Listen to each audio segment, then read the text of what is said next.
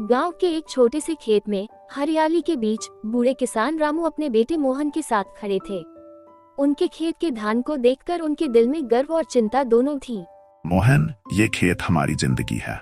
मैंने अपनी जवानी और पूरी ताकत इसमें लगा दी है। जब पहली बार हल चलाया था ना, तो लगा जैसे धरती मुझसे कुछ कह रही हो, पर अब बारिश नहीं हो रही है। फसल कैसे बचेगी बेटा? बाबा, हम हार नहीं मान सकते। आपने हमें सिखाया है कि किसान की असली ताकत उसके हौसले में होती है। हम कुछ न कुछ जरूर करेंगे। तो सही कहता है मोहन, पर यह साल मुश्किल है। जिन फसलों को हमने सींचा वो अब सूखने लगी है और बाजार में दाम भी गिर रहे हैं। ये मिट्टी हमारे पसीने से सींची है, मगर अब वो हमें जवाब दे रही है। बाबा, मैं शहर जाकर कोई और काम कर लूंगा। वहां पैसे कमा लाऊंगा और हम फसल को बचा लेंगे। आपको ये दुख नहीं देखना पड़ेगा। शहर? बेटा, शहर ने आज तक किस किसान को अपनाया है? जो मिट्टी से जुड़ा है उसे शहर के पत्थर नहीं समझ पाएंगे। मैं तुझसे सिर्फ एक चीज मांगता हूँ, खेत को मत छोड़।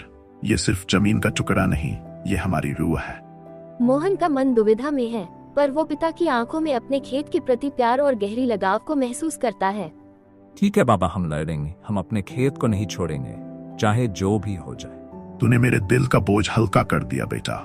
ये धरती हमारी माँ है और माँ को हम कैसे छोड़ सकते हैं? रामू और मोहन ने अपने खेत को बचाने का संकल्प तो कर लिया, लेकिन हालात और भी कठिन हो गए। सूखा पड़ने से फसलें मुरझा रही थी। इसी बीच गांव का साहूकार लाला रमेश खेतों पर कब्जा करने के इरादे से वहां आया। रामू भाई, मैंने सुना है कि फसलें सूख रही हैं। देखो, तुम्हें परेशान होने की जरूरत नहीं है। मैं मदद कर सकता हूँ। अगर चाहो तो ये खेत मुझे बेच दो। मैं अच्छे दाम दूंगा। तुम्हारे बेटे को शहर भेज दूंगा, वहाँ आराम की जिंदगी जिएगा।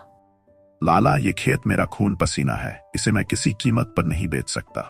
चाहे भूखा मर जाऊं, पर इस जमीन से अलग नहीं हो सकता। ये मेरा आत्मसम्मान है। रामू, अब आत्मसम्मान से पेट नहीं भरता। ये खेती अब तुम्हें कंगाल कर देगी। आजकल के जमाने में शहर जाना ही समझदारी है। सोच लो, मैं दोबारा मौका नहीं दूंगा। मोहन ये बातचीत सुन रहा था। उसे लाला रमेश की बातों से गुस्सा भी आ रहा था और अपने पिता के संकल्प पर गर्व भी हो रहा था। वह आगे आता है। लाला, हमने तुझे गांव का सम्मान दिया, लेकिन तुझे सिर्फ हमारे दुख का फायदा उठाना आता है। ये खेत सिर्फ हमारी जमीन नहीं है, ये हमारी पहचान है। इसे बेचने का सवाल ही नहीं उठता। ठीक है, तुम्हारी मर्जी, पर जब कर्ज चुकाने का वक्त आएगा तब मुझे दोष मत देना। तब समझ में आएगा कि तुम्हारी जिद ने तुम्हें कहाँ लाकर खड़ा कर दिया। लाला रमेश के जाने के बाद रामू और मोहन दोनों चिंतित हैं। सूखे की वजह से कर्ज बढ़ता जा रहा है। गांव के और किसान भी परेशानी में हैं। शाम को मोहन का बचपन का दोस्त किशन, जो कुछ समय पहले शहर गया था, अचानक घर आता है। मोहन, सुना है कि यहाँ हालत खराब है। मैं कुछ पैसे लेकर आया हूँ। शहर में थोड़ी कमाई हो गई थी। ये ले और खेत बचाने में काम आ जाएगा। किशन, तुम इतने दिनों बाद और इतने पैसे, ये तो बहुत है। लेकिन मैं तुम्हारी मेहनत का फल कैसे ले सकता हूँ? अरे पागल, हम दोस्त हैं। तेरी हालत देखकर शहर में भी चैन नहीं मिला। ये खेत सिर्फ तेरा नहीं है, ये हमारी यादों का हिस्सा है। इसमें हम सबका बचपन बसा है। तू इसे नहीं खो सकता। रामू दूर से ये सब देखता हुआ। देख मोहन, यही होता है जब इंसान मेहनत और रिश्तों से जुड़ा होता है। खेत को छोड़कर भागने वाले नहीं, बल्कि इसे बचाने वाले ही असली विजेता होते हैं। आज तुझे अपने दोस्त का प्यार मिला है और ये भी धरती माँ का आशीर्वाद है। कुछ दिन बीत गए। किशन की मदद से रामू और मोहन ने अपने खेत को बचाने की कोशिश जारी रखी, लेकिन सूखा बढ़ता गया और पानी की कमी ने हर किसान की उम्मीदों को तोड़ना शुरू कर दिया। गांव में चारों तरफ निराशा का माहौल था। इसी बीच गांव की पंचायत ने एक बैठक बुलाई, जिसमें सभी किसान इकट्ठे हुए। भाइयों, सूखा हम सब पर भारी पड़ रहा है। इस साल अगर कुछ नहीं किया तो हमारा गांव बर्बाद हो जाएगा। कोई न कोई उपाय निकालना होगा। धीरज भाई, हमने अपने सारे संसाधन लगा दिए हैं, पर अब हाथ में कुछ नहीं बचा।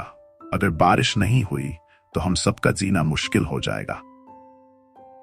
हम औरतें भी खेत में काम कर रही हैं, पर बच्चों का पेट कैसे भरे? हमारे पास तो खाने को भी कुछ नहीं है। कुछ तो करना होगा। गांव के सभी लोग एक दूसरे को देख रहे थे। उम्मीदें टूट चुकी थीं। तभी मोहन ने अचानक एक विचार सामने रखा। मैंने एक तरीका सुना है। गांव के पास जो नदी है, अगर हम वहां से पानी लाने की कोशिश करें तो शायद हमारी फसल बच सके। हमें एक सामूहिक नहर खुदाई करनी होगी। अगर हम सब मिलकर काम करें तो ये संभव हो सकता है। पर मोहन, ये काम बहुत बड़ा है।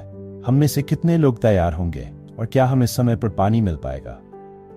ये बड़ा काम है, पर हम हार मानने के लिए पैदा नहीं हुए हैं। अगर हम सब एकजुट होकर काम करें तो कोई भी मुश्किल हमें नहीं हरा सकती। किसान हारने के लिए नहीं, संघर्ष करने के लिए बना है। गांव के कई लोग मोहन की बात सुनकर सोचने लगे। उनमें से कुछ लोग सहमत दिखने लगे, लेकिन कुछ लोग अब भी संदेह में थे। मोहन सही कह रहा है। अगर हम एक साथ 9 जन लड़े तो ये सूखा हमें बर्बाद कर देगा।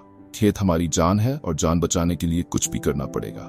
मैं तैयार हूँ। कौन कौन साथ है? धीरे धीरे गांव के और भी लोग मोहन के विचार से सहमत होते गए। सभी ने मिलकर तय किया कि अगली सुबह से नहर खुदाई शुरू की जाएगी। रात भर गांव में एक अलग सा उत्साह था। अब हर किसी के दिल में एक नई उम्मीद जाग गई थी।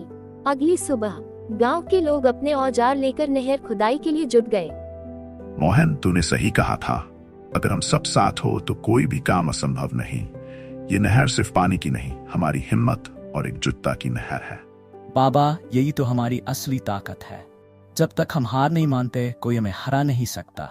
तीसरे दिन जब खुदाई पूरी हुई तो सभी लोग उम्मीद के साथ नदी का पानी नहर में बहने का इंतजार करने लगे। आंखों में डर और आशा के बीच का संघर्ष साफ झलक रहा था। और फिर नदी से धीरे धीरे पानी बहकर खेतों की ओर बढ़ने लगा। गांव वालों की खुशी का ठिकाना नहीं रहा। देखो, पानी आ रहा है। हमारी मेहनत सफल हो गई। भगवान का लाख लाख शुक्र है, हमारे खेत बच जाएंगे। आज हमने फिर से जीने की उम्मीद पाली। ये सिर्फ पानी नहीं, ये हमारी मेहनत और विश्वास की जीत है। गांव के लोग खुशी से नाचने लगे। खेतों में बहता पानी मानो गांव के जीवन में नई जान फूंक रहा था।